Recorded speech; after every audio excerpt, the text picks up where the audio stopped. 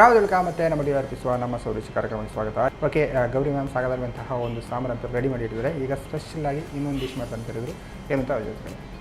Yes ma'am, ಇವಾಗ ಸಿಹಿ ಕುಂಬಳಕಾಯಿ ಎಲೆಯ ಅಂಬೊಡೆ ಅಲ್ಲ? ಓಕೆ, ಸ್ಟಾರ್ಟ್ ಮಾಡುವ. ಅದು ಎಲೆ ಹೇಗೆ ಇರ್ತದೆ ಅಂದರೆ ಸಾಧಾರಣ ಎಲ್ರಿಗೆ ಗೊತ್ತಿರ್ತದೆ, ಹಳ್ಳಿದ್ದವರಿಗೆಲ್ಲ ಈ ಥರ ಇರ್ತದೆ. ನಾನು ಇದನ್ನು ಈಗ ತೋರಿಸ್ಲಿಕ್ಕೆ ತಂದದ್ದು. ಇದು ಸ್ವಲ್ಪ ಇದೆಲ್ಲ ಉಂಟು, ಇದೆಲ್ಲ ಕ್ಲೀನಾಗಿ ತಗೊಳ್ಬೇಕು.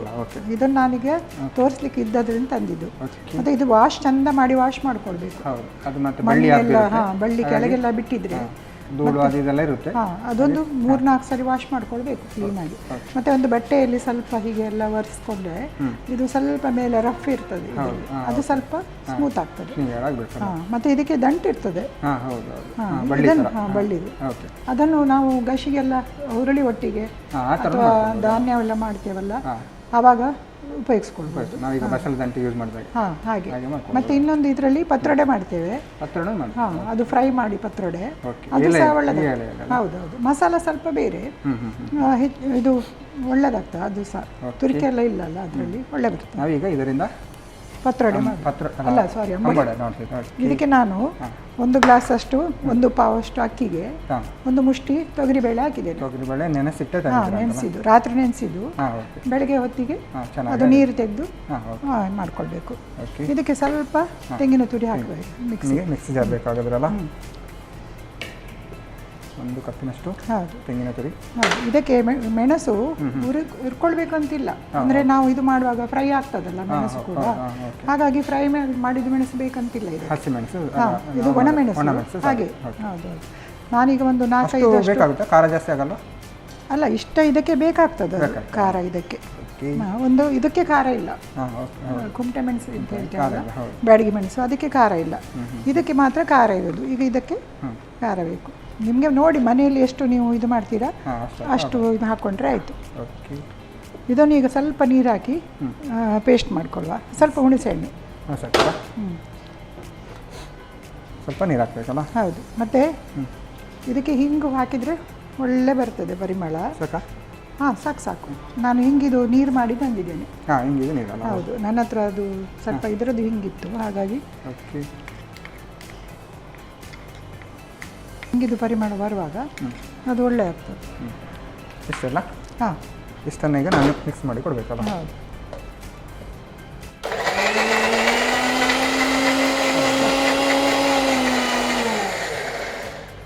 ಈಗ ಅದಕ್ಕೆ ಇದು ಹಾಕಿ, ಇದು ನಯ ಆಗಲಿಕ್ಕಿಲ್ಲ, ಸ್ವಲ್ಪ ತರಿ ಇರಬೇಕು. ಹೌದು.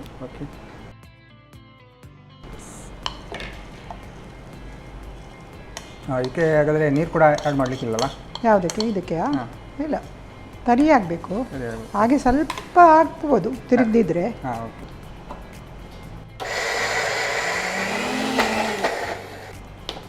ಓಕೆ, ಆಲ್ಮೋಸ್ಟ್ ರೆಡಿ ಅಂತ ಹೇಳ್ಬೋದಲ್ಲ? ಹೌದು. ಇದನ್ನೀಗ ಮಿಕ್ಸಿಂಗ್ ಬೌಲಿಗೆ ಹಾಕೊಳ್ಳೋ. ಎಣ್ಣೆ ಇಡಿ ನೀವು. ಆಯಿಲ್ ಬಿಸಿಡೋದಾ?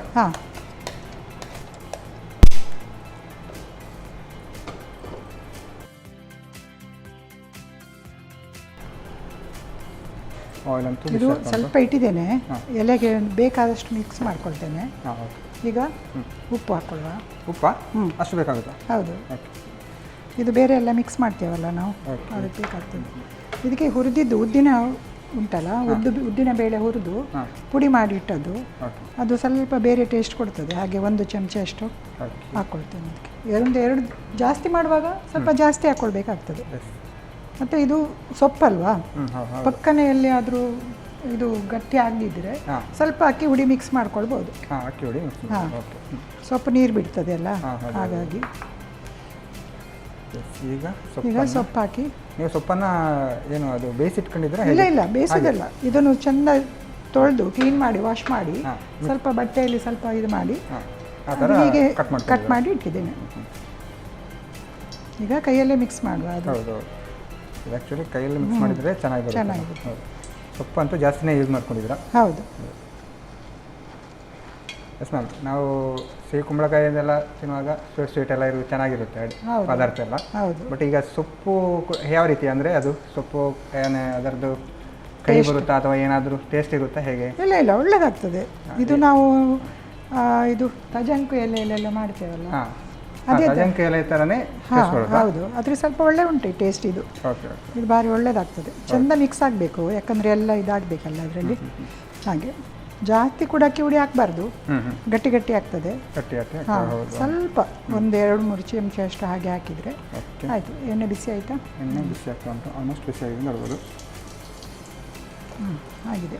ಇದು ಬೇಯೋದು ಸ್ವಲ್ಪ ನಿಧಾನ ಆಗ್ತದೆ. ನಿಧಾನಕ್ಕೆ ಬೇಯುತ್ತಾ? ಯಾಕಂದರೆ ದೊಡ್ಡ ಬೆಂಕಿಯಲ್ಲಿ ಇಟ್ಟರೆ ಮೇಲ್ಗಡೆ ಫ್ರೈ ಆಗಿ ಬರ್ತದೆ, ಒಳಗೆ ಫ್ರೈ ಆಗೋದಿಲ್ಲ, ಹಸಿ ಇರ್ತದೆ.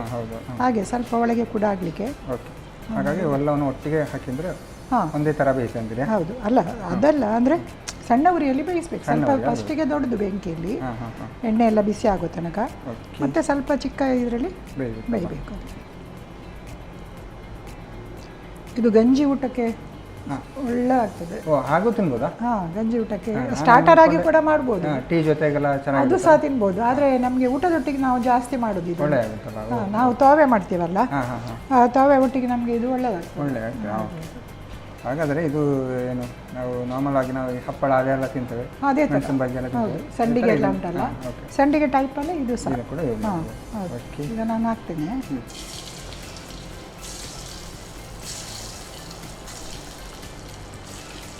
ಅದಕ್ಕೆ ಮೆಣಸು ಸ್ವಲ್ಪ ಜಾಸ್ತಿನೇ ಹಾಕಿದ್ದಲ್ಲ? ಹೌದೌದು.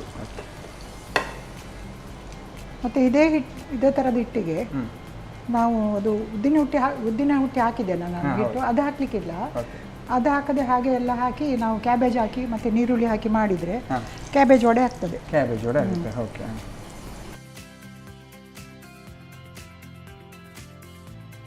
ಆಲ್ಮೋಸ್ಟ್ ನಾವೀಗ ಹೌದು ಈಗ ಹಾಕಿದ್ವಿ. ನಾವು ಅದು ತಿರುಗಿಸ್ತಾ ಇದ್ರೆ ಅದಕ್ಕೆ ಬಿಸಿ ತಾಗಲಿಕ್ಕೆ ಟೈಮ್ ಸಿಗುವುದಿಲ್ಲ.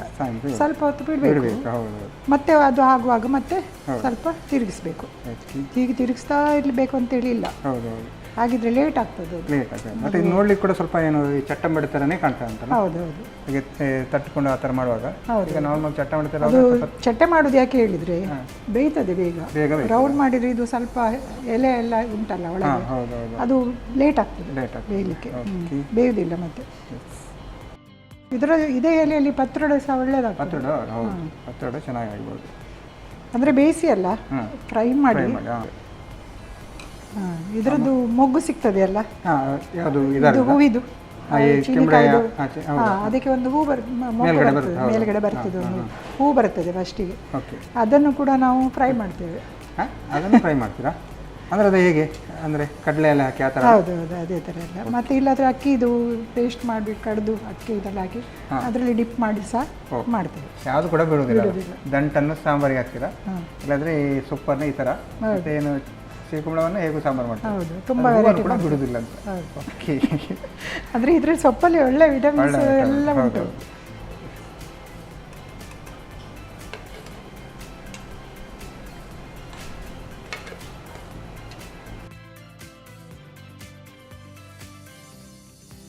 ಓಕೆ, ಆಫ್ ಮಾಡೋದಲ್ಲ? ಹೌದು.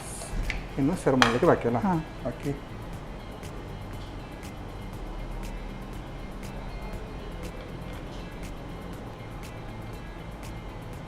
ಓಕೆ.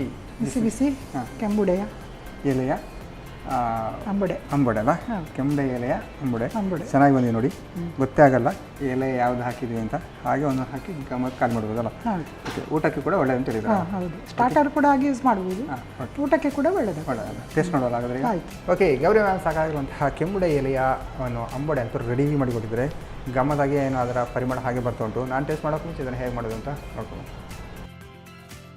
ಸಿಹಿ ಕುಂಬಳಕಾಯಿ ಎಲೆಯ ಆಂಬುಡಿ ತಯಾರಿಸುವ ವಿಧಾನ. ಮೊದಲಿಗೆ 1 ಲೋಟ ಬೆಳ್ತಿಗೆ ಅಕ್ಕಿಗೆ 1 ಮುಷ್ಟಿ ತೊಗರಿ ಬೇಳೆ ಸೇರಿಸಿ 4 ರಿಂದ 5 ಗಂಟೆಗಳ ಕಾಲ ನೆನೆಸಿಟ್ಟುಕೊಳ್ಳಿ. ನಂತರ 5 ಒಣಮೆಣಸು, ಹುಣಸೆ ಹಣ್ಣು, ಹೀಂಗು ಹಾಕಿ ನುಣ್ಣಗೆ ರುಬ್ಬಿಕೊಳ್ಳಿ. ಆನಂತರ ನೆನೆಸಿದ ಅಕ್ಕಿ ಸೇರಿಸಿ ತರಿತರಿಯಾಗಿ ರುಬ್ಬಿಕೊಳ್ಳಿ. ರುಬ್ಬಿದ ಈ ಮಿಶ್ರಣಕ್ಕೆ ರುಚಿಗೆ ತಕ್ಕಷ್ಟು ಉಪ್ಪು, 1 ಚಮಚದಷ್ಟು ಹುರಿದ ಉದ್ದಿನ ಹಿಟ್ಟು, 2 ಚಮಚ ಅಕ್ಕಿ ಪುಡಿ, ಸಣ್ಣಗೆ ಹೆಚ್ಚಿದ ಚೀನಿಕಾಯಿ ಅಥವಾ ಸಿಹಿ ಕುಂಬಳಕಾಯಿಯ ಎಲೆ ಸೇರಿಸಿ ಬೆರೆಸಿಕೊಳ್ಳಿ. ಬಳಿಕ ಚಿಕ್ಕದಾಗಿ ತಟ್ಟಿ ಕಾದ ಎಣ್ಣೆಯಲ್ಲಿ ಹೊಂಬಣ್ಣ ಬರುವವರೆಗೂ ಕರಿಯಿರಿ. ಈಗ ಬಿಸಿ ಬಿಸಿಯಾದ ಸಿಹಿ ಕುಂಬಳಕಾಯಿ ಎಲೆಯ ಆಂಬೊಡೆ ಸವಿಯಲು ಸಿದ್ಧ. ಅಡುಗೆ ಅಂತೂ ರೆಡಿ ಆಗಿದೆ. ಒಂದು ಆಂಬೊಡೆ ಮತ್ತೊಂದು ಸ್ಪೆಷಲ್ ಆಗಿ ಸಾಂಬಾರಲ್ಲ? ಯಾವ ನೋಡು ಫಸ್ಟಿಗೆ? ನಿಮಗೆ ಯಾವುದು? ಫಸ್ಟಿಂದ ಸಾಂಬಾರಿಂದ ನೋಡುವಲ್ಲ? ಆಯ್ತು. ಓಕೆ, ತಗೊಳ್ತೀನಿ ಕೂಡ. ಸಾಂಬಾರಂತೂ ಗಮ್ಮತ್ ಕಾಣ್ತೊಂಡು ನೋಡಿ, ಎಲ್ಲ ತರಕಾರಿಗಳ ಮಿಕ್ಸ್ ಅಲ್ಲ. ಹೌದು.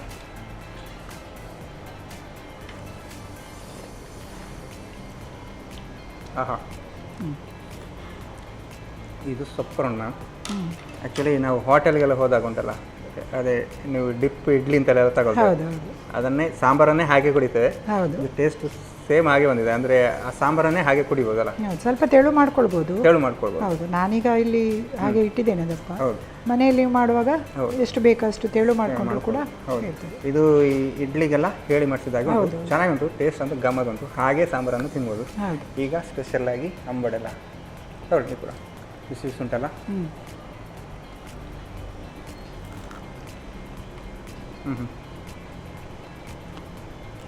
ಮೇಲೆ ಕ್ರಿಸ್ಪಿಯಾಗಿ ಚೆನ್ನಾಗುಂಟು.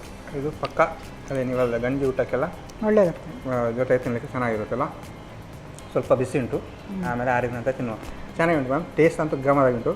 ಅದೇ ನೀವು ಊಟದ ಜೊತೆಗೆಲ್ಲ ಗಮ್ಮತ್ತಾಗಿರುತ್ತೆ ಅಂತ ಅದು ಹಿಂಗಿದು ಪರಿಮಳ ಹಾಂ ಎಲ್ಲ ಒಳ್ಳೆದು ಬರ್ತದೆ. ಹೌದು.